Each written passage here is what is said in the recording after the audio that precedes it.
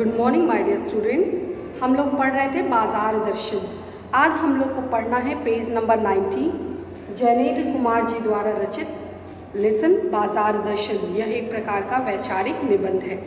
इससे पहले हमने पढ़ा लेखक ने हमें भगत जी के व्यक्तित्व के विषय में बताते हैं कि भगत जी कितने संयमी व्यक्ति हैं, कितने संतोषी प्रवृत्ति के व्यक्ति हैं कि जहाँ लोग पैसे के आगे कायल हो जाते हैं, पैसे के आगे नतमस्तक हो जाते हैं, बाजार के आगे घुटने टेक देते हैं, वहाँ पर भगत जी के सामने पैसा बिछा का बिछा रह जाता है, पैसा पड़ा का पड़ा रह जाता है। अपने गर्व में अहंकार से चूर पैसा उनके सामने जो है नाक रगड़ रगड़ के कहता है कि मुझे ले लीजिए ले लीजिए, लेकिन जो है उसके अहंकार के गर्व के आहत में ही उसे छोड़ करके भगत जी आगे निकल जाते हैं। तो समाज में ऐसे लोग भी हैं जिनके ऊपर बाजार का कोई असर नहीं पड़ता, बाजार उन्हें जो है कामना से विकल जो है वह नहीं बनाता है। सो आइए देखिए पेज नंबर 90। कहीं आप गलती से भी यह भूल मत बैठिएगा, लेखक कहते कहीं आप गलती से ये मत समझिएगा कि मैं भगत जी की तरफदारी कर रहा हूँ तो चूरन बेचने वाला कहीं मैं ही हूँ। ऐसी गलती आप कभी मत करिएगा। मैं जानता हूँ कि आप सभी लोग विद्वान व्यक्ति हैं, आपके सामने मैं उस तुच्छ अनपढ़ व्यक्ति की कभी मैं तुलना नहीं कर सकता। लेखक जो है एक तरह से व्यंगों भरे सुक्ति बाण चलाते हैं, कहते हैं कि आप विद्वान हैं, मैं जानता हूँ आप विद्वान हैं, लेकिन जो भगत जी हैं वो तो निरक्षर हैं, अनपढ़ हैं, उन्हें थोड़ा भी ज्ञान नहीं है। तो लेकिन फिर भी वह अनपढ़ को जो ज्ञान प्राप्त है, आप पढ़े लिखे होकर के भी वह ज्ञान आपको प्राप्त नहीं है। वह अडिग हैं, वह दृढ़ निश्चयी हैं, अपने बात पर वह कायम रहते हैं, लेकिन हम जो है पैसे के आगे हमारा ईमान जो होता है वह डोल जाता है। बाजार के चंगुल में, बाजार के आकर्षण में हम फंस करके रह जाते हैं। सो जो बड़ी से बड़ी बात मालूम है, जो बड़ी भले ही उन्हें भगत जी के विषय में बताते, बहुत सी बातें ऐसी हैं जो भगत जी को नहीं पता है, लेकिन जो चीज़ें उन्हें पता है वो आप जैसे मनीषियों को, विद्वान पुरुषों को भी वो सारी चीज़ें नहीं पता है। बाजार का जादू, बाजार जो कि मायावी जादू के जादूगर के समान है, लेकिन वह भी अपना जादू जो है भगत जी के ऊपर नहीं डाल पाता है। लेकिन उसके मन में पैसे पर दया नहीं समाती। वह निर्मम व्यक्ति पैसे को अपने आहत गर्भ में बिलखता भी ही छोड़ देता है। निर्मम भगत जी के विषय में कहते हैं कि भगत जी जो है पैसे के लिए उनका व्यक्तित्व क्या पूरी तरह से निर्दयी है, निर्मम, थोड़ी भी मोह माया ममता नहीं है पैसे के प्रति।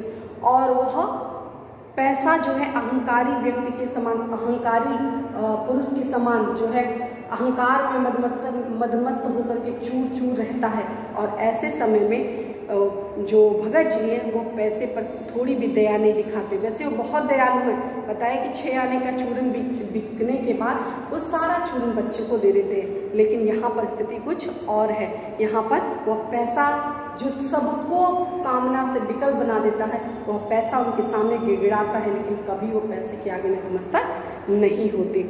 ऐसे आदमी के आगे क्या व्यंग की शक्ति कुछ भी चलती होगी? क्या पैसा अपनी व्यंग्य शक्ति इनके ऐसे व्यक्तित्व के आगे चला पाएगा? अर्थात कदापि नहीं। कभी भी पैसा कितना भी कोई धनवान क्यों न हो, कितना ऐश्वर्यशाली क्यों न हो, लेकिन भगत जी इसके सामने पैसे का जो अस्तित्व है, पैसे का जो स्तर है, वो पैसे का स्तर उनके आगे धरा का धरा रह जाता है, पैसे का वजूद धरा का धरा रह जाता है। वह शक्ति कुंठित रहकर सलज्ज ही न हो जाती होगी। पैसा मन ही मन अफसोस करता होगा कि मेरे सामने अच्छे अच्छे विद्वान घुटने टेक देते हैं, अच्छे अच्छे गुणी, अच्छे अच्छे महापुरुष मेरे आगे दम तोड़ देते हैं, लेकिन यह व्यक्ति क्या है, इसका व्यक्तित्व क्या है कि पैसा ही खुद चल के इसके पास आ रहा है, लेकिन पैसे पर इसको थोड़ी भी दया नहीं आ रही है। आगे देखिए नेक्स्ट पैराग्राफ। पैसे की व्यंग शक्ति को सुनिए। पैसा जो होता है वो किस प्रकार लोगों के अंदर आपस में ईर्ष्या द्वेष का भाव पैदा करता है, किस प्रकार एक दूसरे के प्रति जलन का भाव जो है वह उत्पन्न करता है। सुनिए, वह दारुण माने पैसे की जो व्यंग शक्ति है वो बहुत ही भयंकर है। दारुण माने भयंकर, पैसे की जो व्यंग शक्ति है वो बहुत ही भयंकर होती है। किस प्रकार भयंकर होती है? पास ही धूल उड़ाती निकल गई मोटर, वह क्या निकली मेरे कलेजों को औंधती एक कठिन व्यंग की लीक ही आर से पार हो गई। जैसे किसी ने आंख में उंगली देकर दिखा दिया हो कि देखो इसका नाम है मोटर और तुम इस मोटर से वंचित हो। यह मुझे अपनी ऐसी विडंबना मालूम होती है कि बस पूछिए मत। मैं सोचने को हो आता हूँ कि हाय यही माँ बाप रह गए थे जिनके यहाँ मैं जन्म लेने को था। क्यों न मोटर वालों के यहाँ हुआ। उस व्यंग में इतनी शक्ति होती है कि जरा से में मुझे अपने सबों के प्रति कृतज्ञ कर सकती है। प्रस्तुत पैराग्राफ में प्रस्तुत जो गद्यखंड है उसमें लेखक बताते हैं कि जो पैसे की जो व्यंग शक्ति होती है बहुत भयंकर होती है। पैसे की शक्ति होती है सगे संबंधी, सगे जो रिश्तेदार होते हैं, सगे माता पिता होते हैं, उनके प्रति भी कृतज्ञ मतलब उपकार को न मानने वाला। उनके उपकार के प्रति जो माता पिता का उपकार होता है, परिवारजनों का उपकार होता है, सबके प्रति हमें कृतज्ञ बना देती है। जिसके पास पैसा होता है हर प्रकार के रिश्ते उससे जुड़ते चले जाते हैं और जिसके पास पैसा नहीं होता है अच्छे रिश्ते जो है संबंध विच्छेद करके, संबंध तोड़ करके वो चले जाते हैं। कहते हैं कि पैसे की व्यंग शक्ति सुनो, कितना इसमें भयंकर व्यंग शक्ति है, कितना दारुण इसका दुख जो है इसका बहुत ही दारुण है, बहुत भयंकर है। इसमें क्या होता है कि अगर पैसा जिसके पास है तो उसके अंदर अहंकार आना स्वाभाविक हो जाता है। आसपास आप देखते हैं कि बहुत सी गाड़ियां जाती हैं, बहुत से कोचियां हैं, बहुत से माल इत्यादि, बहुत से पैसे लोगों के पास है। जैसे पैसे हैं उनके जीवन का स्तर भी उसी प्रकार का होता है। कहते हैं कि आप जब बहुत से ऐसे लोग होते हैं जो सामने देखते हैं कि गाड़ी तरह की गाड़ियां जाती हैं तो उन गाड़ियों को देख कर मन में विचार आता है कि यह गाड़ी इसके पास मेरे पास नहीं है और देखो अगर मेरे पास पैसा होता तो मैं भी इस गाड़ी को खरीद सकता, मैं भी इसका उपयोग कर सकता, मैं भी इसका लाभ उठा सकता, लेकिन मेरे पास पैसे तो है नहीं तो मैं गाड़ी का उपयोग कैसे करूँगा। यह सब सोच करके वह व्यक्ति जो है बहुत ही व्यथित होता है, बहुत ही दुखी होता है, मन में ईर्ष्या का भाव उत्पन्न होता है, मन में जो अपने सगे संबंधी होते हैं उनके प्रति जो है दिखावा, जो प्रेम होता है वो प्रेम समाप्त हो जाता है और मन ही मन उनको हम कोसने लगते हैं और हमारे हृदय पर एक जो है कलेजे पे जैसे सांप लौटना, ईर्ष्या जैसा भाव आता है, इसके पास है और हमारे पास नहीं है। और ऐसे समय में हम अपने जो हमारे सगे संबंधी होते हैं, माता पिता होते हैं, अभिभावक होते हैं, परिजन होते हैं, जो हमारे रिश्तेदार होते हैं, हाँ वह सब हमारे लिए क्या होते हैं, पराये हो जाते हैं। और यह पैसा जो होता है पराये को अपना बना देता है और अपने को पराया बना देता है। तो पैसे की जो व्यंग शक्ति होती है, पैसे के आगे लोग और अच्छे रिश्ते जो बेमाने हो जाते हैं और बेमाने रिश्ते जो होते हैं वो अपने हो जाते हैं। तो पैसे की जो व्यंग शक्ति होती है वो बहुत ही भयंकर होती है। लेकिन क्या लोक वैभव की इस व्यंग शक्ति उस चूरन वाले अकिंचित कर, ध्यान दीजिएगा शब्द को, अकिंचित कर मनुष्य के आगे चूर चूर होकर ही नहीं रह जाती। चूर क्यों कहे, कहो पानी पानी। लेखक कहते हैं हाँ पैसे की व्यंग शक्ति होती है, पैसे में ताकत होती है, पैसे की शक्ति सामर्थ्य होती है, लेकिन यह पैसे की व्यंग शक्ति जो भगत जी हैं, भगत जी के समान अकिंचित कर माने तुच्छ, भगत जी के समान तुच्छ व्यक्तित्व वाले व्यक्ति के सामने पैसा जो होता है वह नतमस्तक हो जाता है। पैसा उनके ऊपर कोई भी असर जो है वह नहीं डाल पाता। पैसा जो है चूर, अभिमान उसका चूर हो जाता है। चूर क्यों कहे, सर्व से पानी हो जाता है।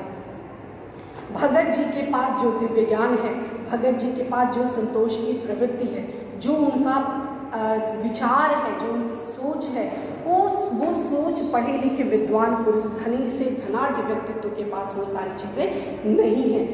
पैसा जहाँ सबको विकल बना देता है, नात रिश्तेदार सबको दुश्मन बना देता है, वहाँ ऐसे पैसे के बलबूते पे लोग मारने के लिए, पीटने के लिए, एक दूसरे को झूठा साबित करने के लिए लोग तैयार हो जाते हैं। लेकिन यहाँ पर भगत जी के सामने पैसा अपना जादू जो है वहाँ नहीं चला पाता। तो जो दिव्य ज्ञान भगत जी के पास है वह दिव्य ज्ञान जो है पढ़े लिखे लोगों के पास भी नहीं है, विद्वान लोगों के पास भी नहीं है। तो पैसा जो है यहाँ शर्मसार हो जाता है, पैसा अपना घुटने टेक देता है, पैसा जो है शर्म के मारे लज्जित हो जाता है कि मैं सबको हरा दिया, लेकिन इस तुच्छ व्यक्ति के आगे, इस अदने से व्यक्ति के आगे मेरा वजूद क्या है, वह शून्य बराबर है। तो क्या बल है जो इस तीखे व्यंग के आगे ही अजेय ही नहीं रहता, बल्कि उस व्यंग की क्रूरता को ही पिघला देता है। यार ऐसी कौन सी शक्ति है, ये कौन सा ऐसा पावर है, क्या ऐसी शक्ति है जो इस व्यक्ति के साथ, जो इस व्यक्ति के अंदर है, जो पैसे की व्यंगिक शक्ति को भी चूर कर देता है। हमारे अंदर पैसा आने पे जो हमारे, या पैसा नहीं होने पे जो हमारे मन में दूसरे के प्रति ईर्ष्या भाव होता है, उसको भी खत्म कर देता है। तो पैसे की जो, पैसे के प्रति जो भगत जी के पास जो भावना है, जो उनके पास दिव्य ज्ञान है, जो संतोष की प्रवृत्ति है, वह कितनी अलौकिक है। इसको हम जो है यह गुण जिसके पास आ जाए, एक दोहा है, जब आवे संतोष धन सब धन धूरी समान।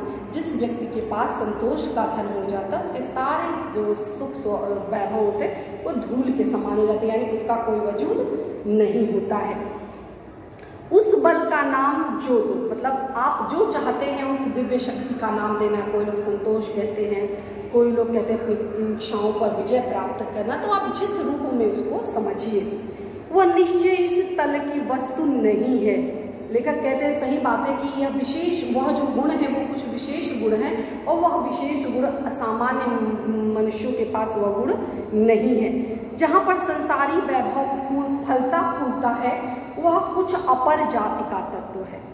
जहाँ यह संसार का वैभव फलता फूलता है, यह कुछ अपर जाति का तत्व है। यानी जो भगत जी हैं, भगत जी के पास जो दिव्य ज्ञान, जो अलौकिक ज्ञान जो है, जो संतोष की प्रवृत्ति है, वह इस तल की यानी पृथ्वी लोक की चीज़ तो नहीं हो सकती। क्यों नहीं हो सकती? क्योंकि अच्छे पढ़े लिखे लोग कहते हैं पढ़े लिखे होने से ज्ञान बढ़ता है। सो पढ़े लिखे विद्वान भी पैसे के कायल हो जाते हैं। पढ़े लिखे विद्वान भी एक से मनीषी, एक से सोखा, एक से पंडित, एक से विद्वान जो होते हैं, वो पैसे के आगे नतमस्तक हो जाते हैं, जो भावना से विकल हो जाते हैं, बाजार के आकर्षण में फंस जाते हैं। लेकिन इनके ऊपर वह जादू नहीं चल पा रहा है। सो कहीं ना कहीं वो दिव्य है, अलौकिक है, और वह इस जगत की नहीं है। क्योंकि अगर इस जगत की होती तो यह समाज में लेकर और लोगों के पास भी देखने को मिलती। लेकिन बहुत ही बिरले जो महानुभाव लोग होते हैं, महान व्यक्तित्व के लोग होते हैं, उन्हीं के पास होती है। लोग स्पिरिचुअल कहते हैं, लोग अलग अलग नामों से, कुछ लोग आत्मिक शक्ति, कुछ लोग इसके दृढ़ इच्छा शक्ति, कुछ संतोष प्रवृत्ति, कुछ उसे आध्यात्मिक शक्ति, कुछ उसे स्पिरिचुअल पावर, अलग अलग नामों से लोग इसको जानते हैं। आत्मिक, धार्मिक, नैतिक कहते हैं, अलग अलग नामों से लोग उसको परिभाषित करते हैं। किसको? कि जो भगत जी को जो दिव्य ज्ञान मिला है, लोग उसको अलग अलग नामों से जानते हैं और पहचानते हैं। मुझे योग्यता नहीं कि मैं उन शब्दों में अंतर देखूं और प्रतिपादन करूं। मुझे शब्द से सरोकार नहीं, मैं विद्वान नहीं हूं कि शब्दों पर अटकूं। लेकिन इतना है कि जहां तृष्णा है, बटोर रखने की स्पृहा है, वहां उस बल का बीज नहीं, बल्कि यदि उसी बल का सच्चा बल मानकर बात की जाए तो कहना होगा कि संचय की तृष्णा और वैभव की चाह में व्यक्ति की निर्बलता ही प्रमाणित होती है। निर्बल ही धन की ओर झुकता है, अब वह अबलता है, वह मनुष्य पर धन की और चेतन पर जड़ की विजय कहलाता है। कहते भगत जी के पास जो अलौकिक उनको शक्ति मिली है, उसको आप चाहे आत्मिक शक्ति, धार्मिक शक्ति, चाहे वह नैतिक शक्ति, जिस रूप में समझिए, अलग अलग नाम से आप दे सकते हैं, स्पिरिचुअल पावर दे सकते हैं, आत्मिक सुख दे सकते हैं, जिस रूप में समझिए। लेकिन लेखक कहते हैं कि मैं इतना विद्वान नहीं हूँ कि मैं शब्दों को डिफाइन करूँ, डिस्क्राइब करूँ।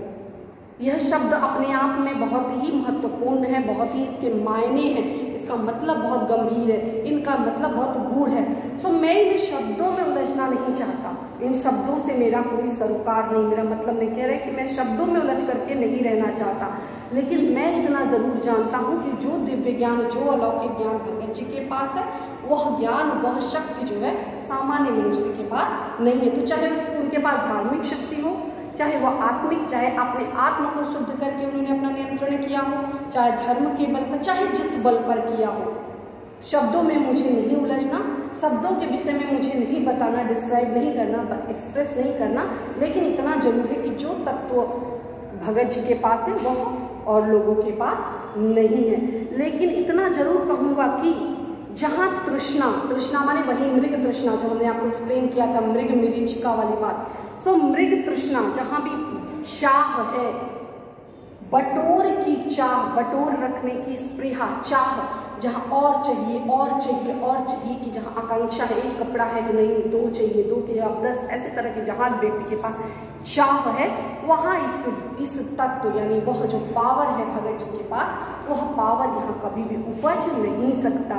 इसका बल का जो बीज जो है उसका अंकुरण कभी नहीं हो सकता।